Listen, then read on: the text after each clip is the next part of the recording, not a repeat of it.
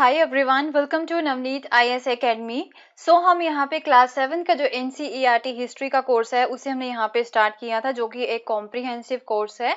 And इस book का name है आवर पास्ट पार्ट 2। एंड इस बुक को हम यहाँ पे जो है डिटेल में कवर कर रहे हैं, कॉम्प्रिहेंसिवली जो है इसका वर्ड बाय वर्ड हम यहाँ पे कवर कर रहे हैं। ओके, क्योंकि जो इन्फॉर्मेशन जो है वो आपको जो भी एनसीईआरटी से मिल जाएगी वो इन्फॉर्मेशन जो है आपको किसी स्टैंडर्ड बुक से नहीं मिलेगी। एंड यूपीएससी जो है वो डायरेक्टली यहीं से क्वेश्चन जो है वो पुट करता है।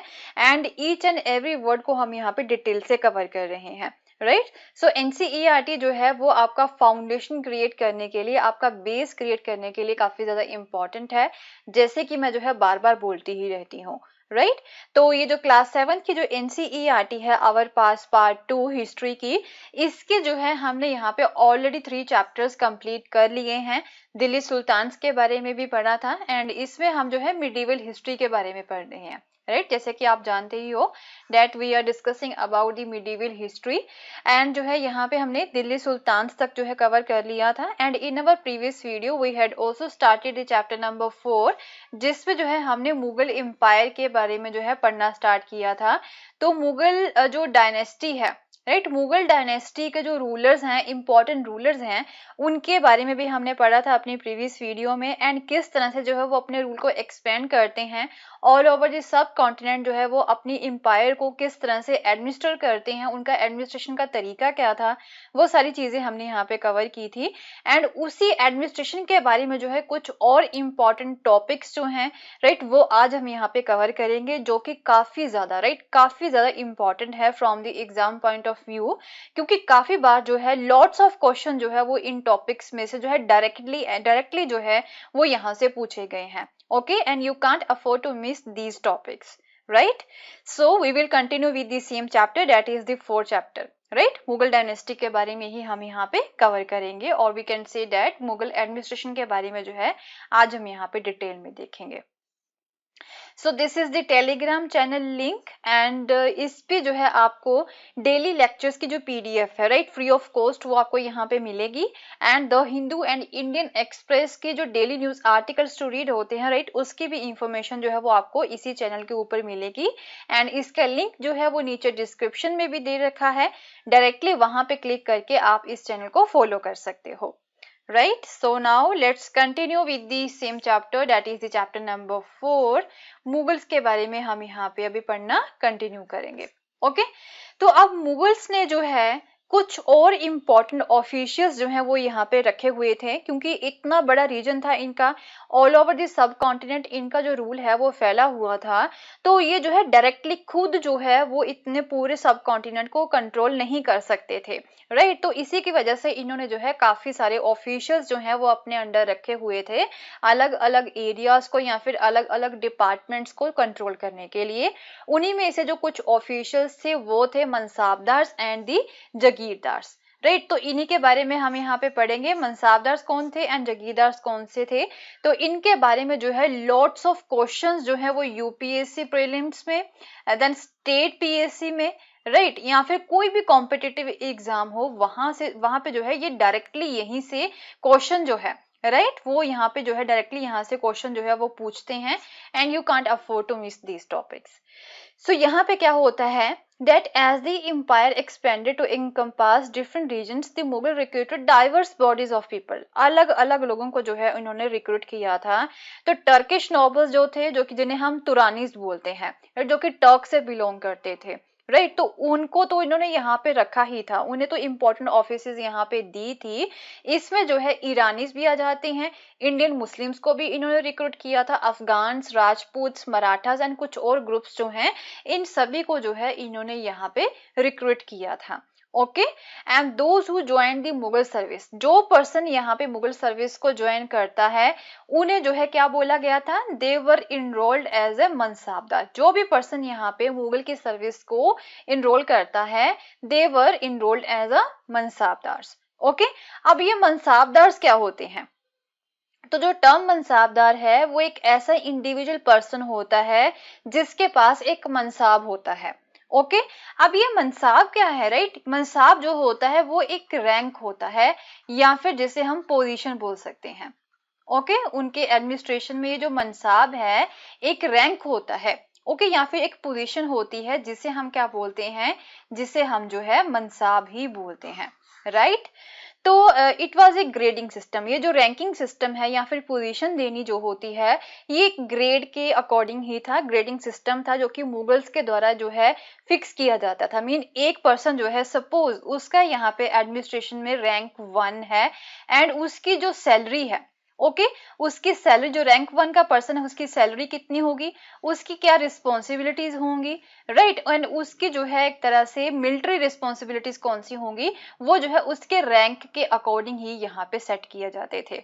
सपोज रैंक 1 का जो पर्सन है उसकी सैलरी यहाँ पे ज्यादा होगी एंड उसकी जो रिस्पॉन्सिबिलिटीज है वो भी यहाँ पे कुछ और अलग होंगी, एंड जो रैंक 2 का पर्सन जो है उसकी सैलरी कुछ अलग होगी एंड उसकी जो मिलिट्री रिस्पॉन्सिबिलिटीज है वो भी यहाँ पे अलग होंगी। तो इस तरह से जो रैंक या फिर पोजीशन हो गया इसे जो है ये मनसाब बोलते थे, ओके। तो जो भी पर्सन यहाँ पे मुगल सर्विस को ज्वाइन करेगा उसे हम क्या बोलते थे, they are known as a mansabdars. उसके पास एक रैंक जिसे हम मनसाब बोलते हैं उसके पास एक रैंक हुआ करता था, उसी रैंक के अकॉर्डिंग ही यहाँ पे हर रैंक की जो सैलरीज होती है या फिर जो रिस्पॉन्सिबिलिटीज होती हैं वो यहाँ पे फिक्स की जाती थी, ओके। सो न्यूमेरिकल वैल्यू जिसे हम बोलते हैं, ये जो है रैंक 1 हो गया, 2 हो गया, राइट, इस तरह से ये एक न्यूमेरिकल वैल्यू ही है। तो इस न्यूमेरिकल वैल्यू को क्या बोला जाता है, इस न्यूमेरिकल वैल्यू को जो है जात बोला जाता है, okay. So rank and salary were determined by a, and ये जो सैलरी होती है, राइट, ये भी न्यूमेरिकल वैल्यू में ही होगी। सपोज यहाँ पे एग्जांपल ही ले रही हूँ, 10,000 रुपीज हो गया, राइट। तो जो है उस समय में चलो रुपीस नहीं थे, जस्ट एग्जांपल ही ले रही हूँ, तो ये भी एक न्यूमेरिकल वैल्यू है एंड ये जो रैंक है जैसे कि ये 1 रैंक है तो ये भी एक न्यूमेरिकल वैल्यू है। तो ये जो न्यूमेरिकल वैल्यू है इसे हम क्या बोलते हैं, इसे हम जो है जात बोलते हैं, ओके। एंड ऑब्वियसली किसी पर्सन का जितना हायर जात होगा उतनी ही प्रेस्टिजियस पोजीशन जो है उस पर्सन की यहाँ पे होगी एंड उतनी ही ज्यादा जो है उसकी यहाँ पे सैलरी होगी। ऑब्वियसली जितना ज्यादा उस पर्सन का जात होगा उतनी ही जो है उसकी प्रेस्टिजियस पोजीशन होगी एंड उतनी ही सैलरी जो है उस पर्सन की यहाँ पे होगी, राइट। सो अब ये जो मनसाबदार होते हैं उनकी तो मिलिट्री रिस्पॉन्सिबिलिटीज भी थी, यहाँ पे इन मनसाबदार्स की जो है कुछ मिलिट्री रिस्पॉन्सिबिलिटीज भी होती हैं। तो इन मिलिट्री रिस्पॉन्सिबिलिटीज के अंडर जो है उन्हें क्या बोला गया था कि उस पर्सन को मीन उस मनसाबदार को जो है एक स्पेसिफाइड नंबर ऑफ सावर या फिर जो कैवलरी मैन होते हैं, ओके, वो यहाँ पे रखने हैं। घुड़सवार जो सेना होती है उसका एक स्पेसिफाइड नंबर जो है ना बोल दिया जाता था कि इतने जो है सावर या फिर कैवलरी मैन जो है वो आपको यहाँ पे रखने होते हैं हर मनसाबदार को, ओके। तो अब ये मनसाबदार जो होते हैं ये क्या करते हैं कि जिस पर्सन को भी यहाँ पे अपने under as a cavalry man ये रिक्रूट करते हैं, क्योंकि ये जो मनसाबदार हैं, राइट, इसकी जो है क्या होती है, इसकी जो है मिलिट्री रिस्पॉन्सिबिलिटी है एंड ये अपने अंडर जो है सावर जो होते हैं, सावर या फिर जिसे हम जो है कैवलरी मैन जिसे बोल सकते हैं या फिर जिसे हम घुड़सवार सेना बोल सकते हैं, वो ये हायर किया करते थे, राइट, अपनी मिलिट्री रिस्पॉन्सिबिलिटीज को फुलफिल करने के लिए। तो जिस पर्सन को जो है ये एज ए कैवलरी मैन जो है वो हायर करते थे तो उस कैवलरी मैन को जो है पहले रिव्यू करवाना पड़ता था इसे, राइट। तो रिव्यू करवाने के लिए वो लेके आते थे एंड उसकी रजिस्ट्रेशन होती थी एंड उस पर्सन का जो घोड़ा था उसकी जो है ब्रांडिंग भी यहाँ पे हुआ करती थी, उसके ऊपर स्टैंप यहाँ पे लगती थी and then received money to pay them as a salary. Then उसके बाद में जो है इस मनसाबदार को पैसे दिए जाते थे कि वो जो है इस कैवलरी मैन को जो है सैलरी दे सकता है, राइट। एंड अब ये जो मनसाबदार हैं, मनसाबदार जो हैं दे रिसीव देयर सैलरीज। अब इनकी जो सैलरी उन्हें जो है किस तरह से मिलती थी, वो जो है as a revenue assignment, right, revenue assignment के तौर पे जो है वो सैलरीज यहाँ पे इकट्ठी किया करते थे। इन रेवेन्यू असाइनमेंट को क्या बोला जाता था, यहाँ पे जागीर्स बोला जाता था। मीन जैसे कि हमने जो है लास्ट लेसन में इक्तास के बारे में पढ़ा था, राइट। इक्तास क्या होती है, लैंड यहाँ पे जो एक पर्सन को दे दी जाती है, राइट। तो उसे जो है जिस पर्सन के पास ये लैंड होती है उसे इक्तदार बोला जाता था एंड सेम चीज यही होगी, एक पर्टिकुलर लैंड का टुकड़ा जो है वो इस मनसाबदार को दे दिया जाता था। वहीं से जो रेवेन्यू असाइनमेंट जो होते हैं मीन रेवेन्यू इकट्ठा किया करते थे एंड उसी रेवेन्यू से जो है ये सैलरीज अपने कैवलरी मैन को दिया करते थे, ओके। तो इन रेवेन्यू असाइनमेंट्स को क्या बोला जाता था, इन्हें जो है जागीर्स बोला जाता था, okay. But unlike the muqtis most mansabdars, but ये जो मुक्तिज होते थे जिनके पास अपने इक्ताज होता था, राइट, जिसके पास अपनी लैंड हुआ करती थी, राइट, हमने मुक्तिज के बारे में, इक्ताज के बारे में पढ़ा था, या जब हम यहाँ पे दिल्ली सल्तनत के बारे में पढ़ रहे थे, मुक्तिज वो पर्सन होता है जिसके पास इक्ता होता है। ओके, बट मुक्तिस जो थे वो क्या करते थे, उन मुक्तिस को जो है, जो लैंड उन्हें यहाँ पे मिलती थी एज ए इक्ता, वहां पे रहना पड़ता था। बट अगर मनसाबदार्स की बात करें, so they did not actually reside in or administer there जगीर्स, वो जो है उस जगीर में या फिर उस लैंड में जो है वो नहीं रहा करते थे, वो जो है अपनी ड्यूटीज किसी और जगह पे परफॉर्म जो है किया करते थे। ओके, बट जो है उसके पास ये हक होता था कि वो उस लैंड से जो है रेवेन्यू इकट्ठा कर सकते हैं, right. So they only had rights to revenue of their assignments which was collected for them by their servants. तो अब इन मनसाबदार्स ने भी जो है अपने अंडर सर्वेंट्स रखे होते थे रेवेन्यू को इकट्ठा करने के लिए, एंड जो ये मनसाबदार्स होते हैं वो जो है कंट्री के दूसरे पार्ट में सर्व कर रहे होते हैं, राइट। सो अब अकबर के रूल की हम यहाँ पे बात करें, तो ये जो जागीर्स थी, जितनी भी जो लैंड थी यहाँ पे जो मनसाबदार्स को दी गई थी एज ए सैलरी, तो इन जागीर्स को जो है काफी अच्छे से असेस किया जाता था, इसकी जो है काफी अच्छे से असेसमेंट होती थी, सो डैट की जो है जो रैंक यहाँ पे उस मनसाबदार के लिए सेट किया गया है, एंड उस रैंक की जो सैलरी यहाँ पे होती है, क्या वो उतनी सैलरी जो है इस जागीर से वो निकाल पा रहा है या नहीं निकाल पा रहा है। ओके, तो जो है इस तरह से इस लैंड को अच्छे से असेस भी किया जाता था अकबर के समय में, राइट। सो बट औरंगजेब की अगर हम यहाँ पे बात करें, so this was no longer the case, right. Aurangzeb के समय में जो है काफी सारी प्रॉब्लम्स आती हैं, तो जो एक्चुअल रेवेन्यू इस लैंड से निकाल रहे थे वो जो है काफी कम था उनकी सैलरीज के अकॉर्डिंग।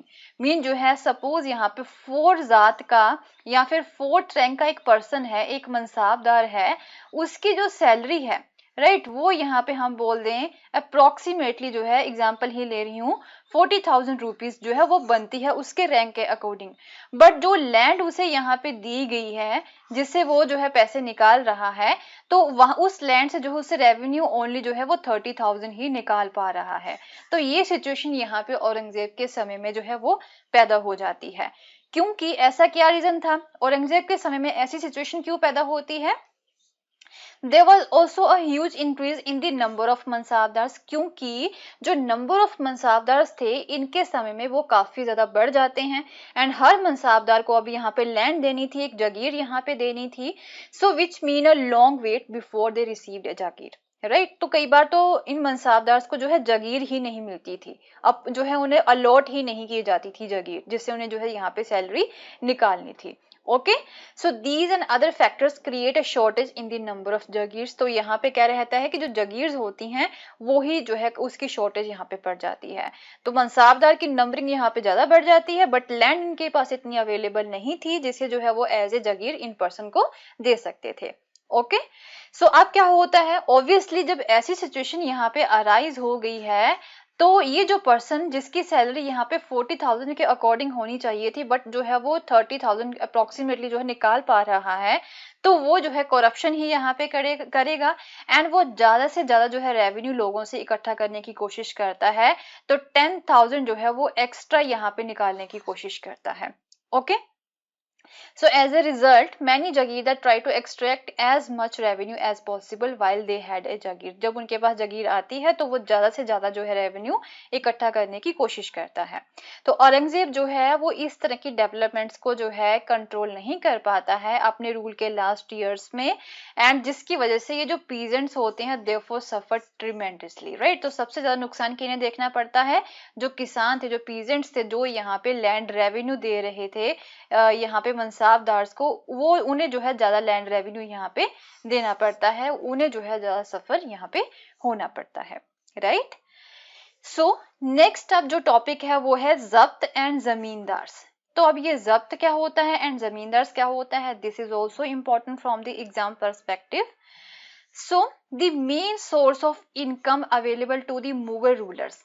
अब जो है मुगल रूलर्स के जो है इनकम का सोर्स क्या था, जो टैक्स जो है ये किसके ऊपर लगा रहे थे, ये पीजेंट्री के ऊपर लगा रहे थे, मीन पीजेंट्स के ऊपर भी जो है ये भी टैक्स लगा रहे थे, उनके प्रोड्यूस के ऊपर, पीजेंट्स के प्रोड्यूस के ऊपर ये टैक्स जो लगाते थे वो जो है इनकी इनकम का सोर्स हुआ करता था। राइट।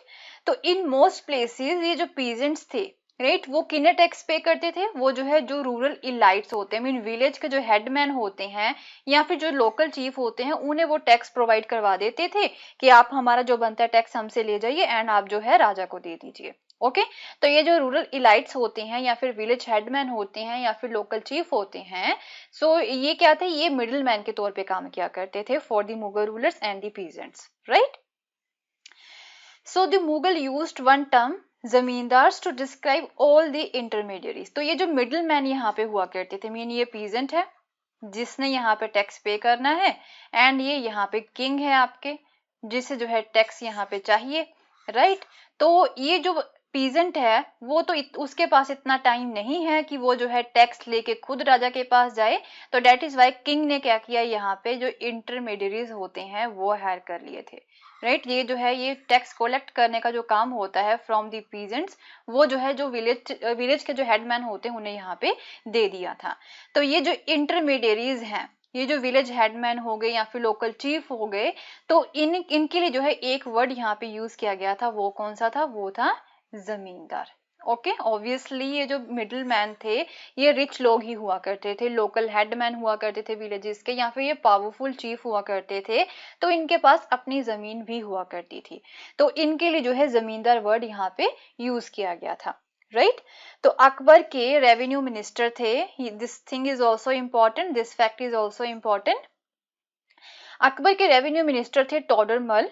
तो उन्होंने जो है काफी अच्छे से एक सर्वे किया था क्रॉप की यील्ड्स का, मीन जो है क्रॉप की कितनी पैदावार होती है, उनके प्राइसेस का, एंड कितना एरिया यहाँ पे जो है 10 इयर्स के पीरियड में कल्टीवेट किया गया है 1570 से लेके 80 के बीच में। इस 10 सालों का जो है अच्छे से जो है इन्होंने क्या किया था, एक तरह से सर्वे किया था कि कितनी जो है हर लैंड से यहाँ पे क्रॉप यील्ड हो रही है, कितने प्राइसेस हैं उनके।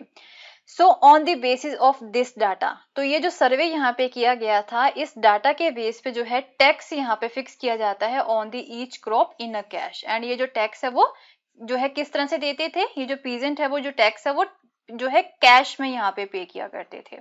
ओके, तो इसी असेसमेंट के, इसी सर्वे के ऊपर ही जो है यहाँ पे जो टैक्स है वो फिक्स किया गया था।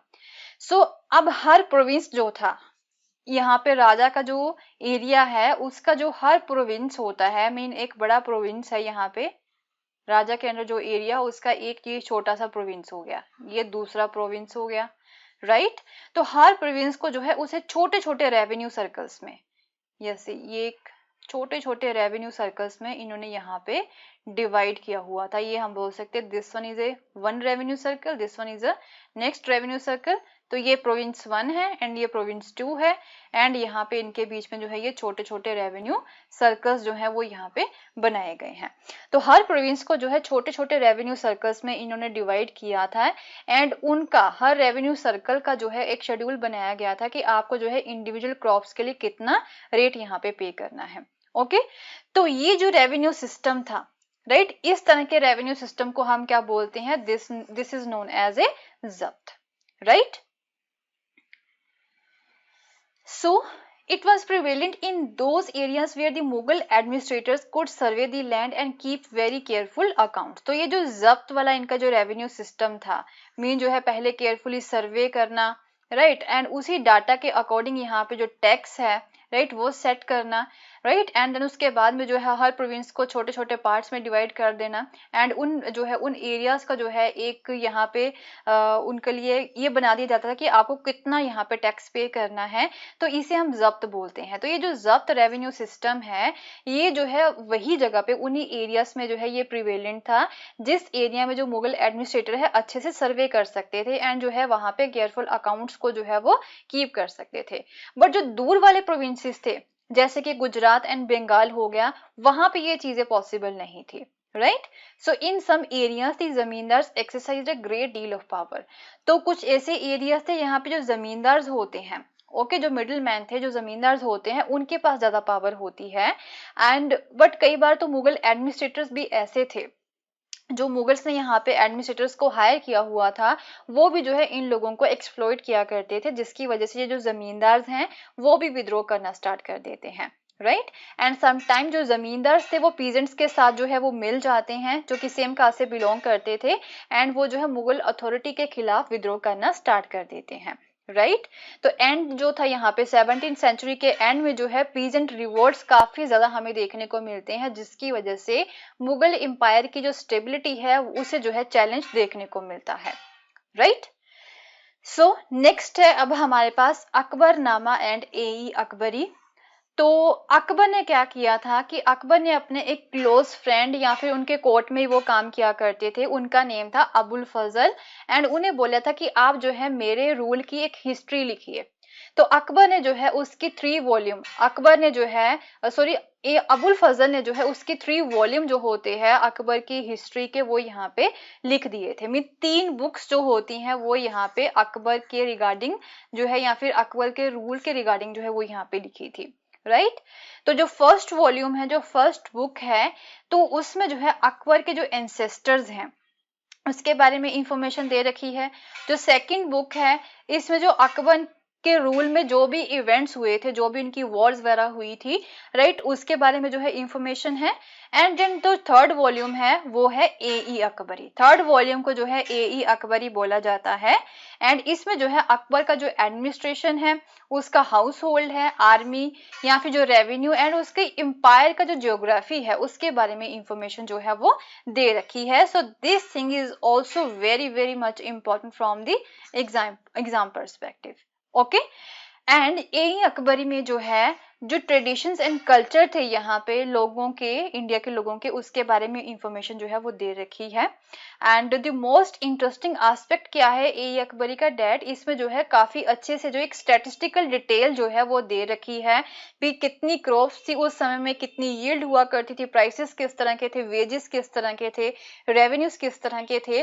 तो काफी अच्छे से जो है जो स्टैटिस्टिक्स डिटेल्स हैं वो यहाँ पे इन्होंने प्रोवाइड करवाई है। Okay.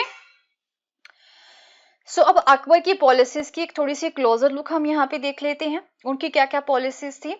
So broad features of the administration were laid down by the Akbar and were elaborately discussed by the Abul Fazl. तो एडमिनिस्ट्रेशन के काफी अच्छे फीचर्स जो है वो यहाँ पे अकबर ने अपने रूल के समय में जो है वो सेट किए थे, एंड इन सब को जो है अबुल फजल ने ए अकबरी में काफी अच्छे से जो है या फिर अकबरनामा में जो है काफी अच्छे से डिस्कस किए हैं। तो अबुल फजल जो है, राइट, वो ये एक्सप्लेन करते हैं डैट कि जो है अकबर की जो एम्पायर थी इसे हम जो है प्रोविंसेस में, एक प्रोविंसेस पूरे एम्पायर को छोटे छोटे प्रोविंसेस में जिसे सूबास बोला जाता था, ये जो प्रोविंसेस थे या फिर स्टेट्स भी हम बोल सकते हैं, तो इन्हें जो है सूबास बोला जाता था। तो पूरी एम्पायर जो है उसे जो है सूबास में डिवाइड किया गया था, एंड हर सूबा को जो है सूबादार ही गवर्न किया करता था। एंड ये जो सूबादार है वो पॉलिटिकल एंड मिलिट्री फंक्शंस दोनों ही वो परफॉर्म किया करते थे। ओके। एंड हर सूबा का, हर प्रोविंस का जो है अपना फाइनेंशियल ऑफिसर या फिर जिसे दीवान भी बोला जाता था वो हुआ करता था। एंड पीस एंड ऑर्डर की मेंटेनेंस के लिए सूबादार को जो है कुछ और नीचे ऑफिसर यहाँ पे रखे थे उन लोगों ने, जो कि उनकी हेल्प करते थे यहाँ पे सूबादार के for maintaining a peace and order, जैसे कि मिलिट्री पे मास्टर हो गए जिसे बख्शी बोला जाता है, the minister in charge of the religious and the charitable patronage जिसे सदर बोला जाता है, मिलिट्री कमांडर्स जिन्हें फौजदार बोला जाता है, and the town police commander हो गए जिन्हें कोतवाल बोला जाता है। तो ये जो वर्डिंग्स है जैसे मिलिट्री कमांडर जिन्हें फौजदार बोला जाता है, मिलिट्री पे मास्टर को बख्शी बोला जाता है, तो ये भी क्वेश्चन जो है वो डायरेक्टली यूपीएससी यहाँ से पूछ सकती है। राइट, दैट इज वाई जो है इन्हें मैंने हाईलाइट कर रखा है। सो अब अकबर के जो नोबल थे they commanded large armies and had access to large amounts of revenue. तो इनके नोबल्स के पास जो है बड़ी बड़ी आर्मीज भी हुआ करती थी अपनी, एंड जो है ये इनका वो काफी बड़े एरिया से रेवेन्यू भी इकट्ठा किया करते थे। तो ये जो जितने भी नोबल थे अकबर के वो लॉयल थे। तो जब तक वो लॉयल रहते हैं इनके जो ऑफिसर थे, तो जो पूरी एम्पायर है वो काफी एफिशिएंटली काम करती रहती है, यहाँ पे कोई भी प्रॉब्लम्स नहीं आती है। But by the end of 17th century यही जो नोबल्स थे वो बाद में ज्यादा पावरफुल हो जाते हैं एंड जो है वो खुद वो इंडिपेंडेंट हो जाते हैं। ओके। जब अकबर यहाँ पे फतेहपुर सिकरी में थे ड्यूरिंग दी 1570, तो उन्होंने जो है यहाँ पे discussions on the religion, right, different religions जो थे उनके ऊपर डिस्कशंस भी स्टार्ट करवाई थी। तो वहां पे जो है वो उन्होंने एक स्ट्रक्चर बनाया हुआ था जिसे हम जो है इबादत खाना बोलते हैं, राइट। इबादत खाना में जो है वो खुद भी कुछ समय अपने दिन का व्यतीत किया करते थे। तो वहां पे जो है जो डिफरेंट लीडर्स होते हैं अलग अलग रिलीजन्स के, उनके साथ जो है वो क्या करते थे, डिस्कशन किया करते थे ऑन द रिलीजन। ओके, तो जो है डिफरेंट लोग जो है हमारी कंट्री में उनके सोशल कस्टम्स, उनके रिलीजन में जो है वो काफी इंटरेस्टेड रहते हैं। एंड जब वो यहाँ पे डिस्कशन करते हैं डिफरेंट रिलीजन्स के लीडर्स के साथ, तो अभी जो है ये रियलाइज करते हैं डैट कि जो है जो रिचुअल एंड डॉगमास जो यहाँ पे बनाए हुए हैं, मीन जो भी रिचुअल्स यहाँ पे बनाए गए हैं वो जस्ट बाय गॉड्स हैं, लोगों को बेवकूफ बना रहे हैं। तो ये जो टीचिंग्स यहाँ पे लोगों को प्रोवाइड करवाई जा रही हैं इन रिलीजियस स्कॉलर्स के द्वारा, उनकी वजह से जो है हमारे जो कंट्री के लोग हैं उनके बीच में जो है डिविजन्स पैदा हो गई हैं एंड जो है डिसहार्मनी यहाँ पे पैदा हो गई है। तो जिसकी वजह से जो अकबर है वो एक नया आइडिया जो है वो एक तरह से सोचते हैं, जिस आइडिया को जो है वो सूले कुल के नाम से जानते थे, that is the universal peace, में जो है सभी को मिलके इकट्ठे ही यहाँ पे रहना चाहिए। तो यहाँ पे जो भी डिफरेंसेस क्रिएट किए गए हैं कुछ रिलीजियस स्कॉलर्स के द्वारा वो गलत हैं। ओके, सो जो आइडिया है टॉलरेंस का वो इनके द्वारा अपनाया गया था। तो ये जो टॉलरेंस का जो आइडिया है वो किसी भी लोगों के साथ जो है डिस्क्रिमिनेट नहीं करता है on the basis of religions. Okay, तो ये जो है कौन से एथिक्स के ऊपर जो है फोकस करता है, honesty, justice and peace. Just जो है इन्हीं एथिक्स के ऊपर ही जो है हमें फोकस करना होगा, हम जो है रिलीजन के बेसिस पे डिफरेंशिएट नहीं होंगे। ओके, सो अबुल फजल जो है वो अकबर की हेल्प करते हैं कि गवर्नेंस जो आप यहाँ पे बनाएंगे, जो भी एडमिनिस्ट्रेशन यहाँ पे बनाएंगे वो जो है इन्हीं चीजों को माइंड में रख के ही बनाएंगे जिसमें ऑनेस्टी, जस्टिस एंड पीस आपको देखने को मिलेगा। ओके, सूले कुल के आइडिया के ऊपर ही जो है इनकी गवर्नेंस बेस्ड होगी, राइट। एंड ये जो प्रिंसिपल थे इस तरह के गवर्नेंस के, इसे बाद में जहांगीर एंड शाहजहां दोनों ने ही जो है फॉलो किया था, राइट। सो नेक्स्ट अब जो है यहाँ पे देख लेते हैं कि 17th सेंचुरी में जो है या फिर उसके बाद में जो है मुगल एम्पायर के साथ क्या होता है। ऑब्वियसली 17th सेंचुरी में जो मुगल एम्पायर है वो जो है डिक्लाइन होना स्टार्ट हो जाती है। ओके, तो स्टार्टिंग में तो जो इनकी एडमिनिस्ट्रेटिव एंड मिलिट्री एफिशिएंसी थी मुगल एम्पायर की, उसकी वजह से काफी सारी इकोनॉमिक एंड कॉमर्शियल प्रोस्पेरिटी देखने को मिलती है एंड कई सारे इंटरनेशनल ट्रेवलर्स भी यहाँ पे आए थे एंड वो जो है इंडिया को एक वेल्थ की तौर पे, मीन पैसे वाली लैंड के तौर पे जो है वो डिस्क्राइब करते हैं। बट ये जो सेम विजिटर्स थे वो जो है दूसरा एस्पेक्ट भी यहाँ पे दिखाते हैं, राइट, अपनी राइटिंग्स में, कि यहाँ पे एक तरफ तो लोग जो थे वो काफी अमीर भी थे, दूसरी तरफ जो पॉवर्टी है वो भी काफी ज्यादा थी, राइट। सो जो इनइक्वालिटीज थी वो बहुत ज्यादा बढ़ती जा रही थी। तो 20th ईयर थे यहाँ पे शाहजहां के रूल के, राइट, उनके जो डॉक्यूमेंट्स हैं वो हमें ये बताते हैं डैट कि जो हाईएस्ट रैंक के मनसाबदार थे वो ओनली 445 ही मनसाबदार थे जिनके जो है यहाँ पे हाईएस्ट रैंक थे। ओके, बट जो है टोटल जो है उनके पास मनसाबदार कितने थे, टोटल मनसाबदार जो है वो 8000 मनसाबदार जो है उनके अंडर काम किया करते थे, बट उनमें से जो हाईएस्ट रैंक थे वो ओनली 445 लोगों के ही थे। ओके, तो मीन इसका मतलब क्या हो गया, यही 445 लोग जो है जिनकी जो सैलरी है वो ज्यादा होगी एंड बाकियों की जो सैलरी है वो काफी ज्यादा जो है वो लो होगी। तो यहाँ पे जो है गरीबी भी काफी ज्यादा देखने को मिलती है, राइट। सो देन उसके बाद में अगर मुगल एम्परर्स की बात करें या फिर उनके जो मनसाबदार थे, उन्होंने जो है काफी सारा पैसा जो है वो सैलरीज एंड गुड्स के ऊपर भी स्पेंड किया था एंड वो जो है काफी ज्यादा जो है एक्सपेंडिचर भी किया करते थे।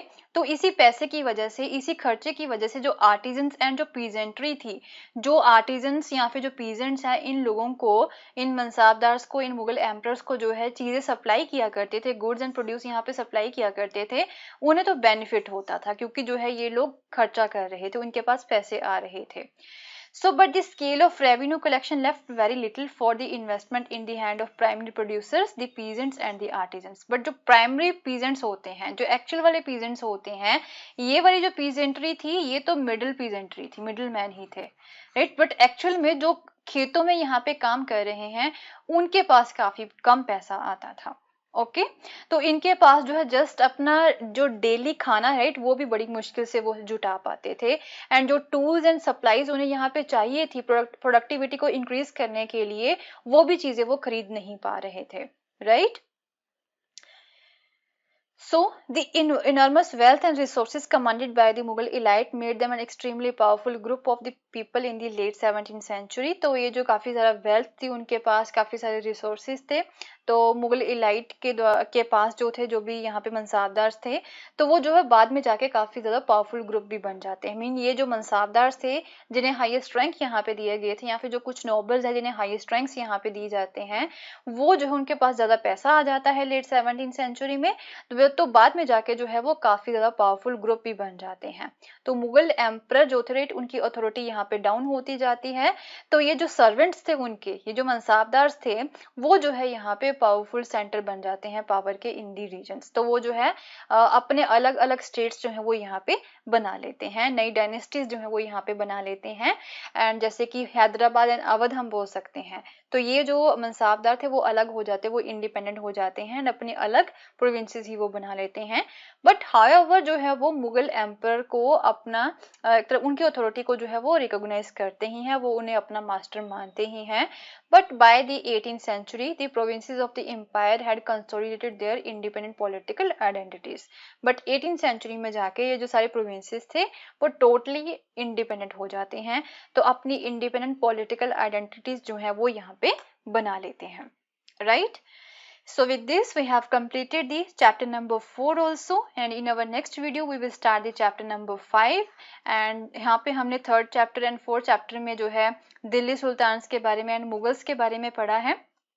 तो इन्होंने जो है यहाँ पे आर्किटेक्चर में भी जो है काफ़ी ज़्यादा इंटरेस्ट दिखाया था, राइट. आर्किटेक्चर में जो है काफ़ी ज़्यादा इंटरेस्ट दिखाते हैं, तो इनके द्वारा जो है बिल्डिंग्स यहाँ पे जो भी बनाई गई थी, जो भी आर्किटेक्चर यहाँ पे बनाया गया था, उसके बारे में हम जो है चैप्टर नंबर 5 में पढ़ेंगे. ओके, जो कि काफ़ी ज़्यादा इंपॉर्टेंट है from the exam perspective also, right. And don't miss this chapter also.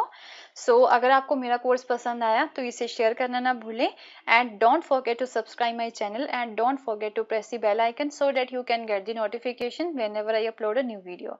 Thank you so much. Have a nice day. Bye bye.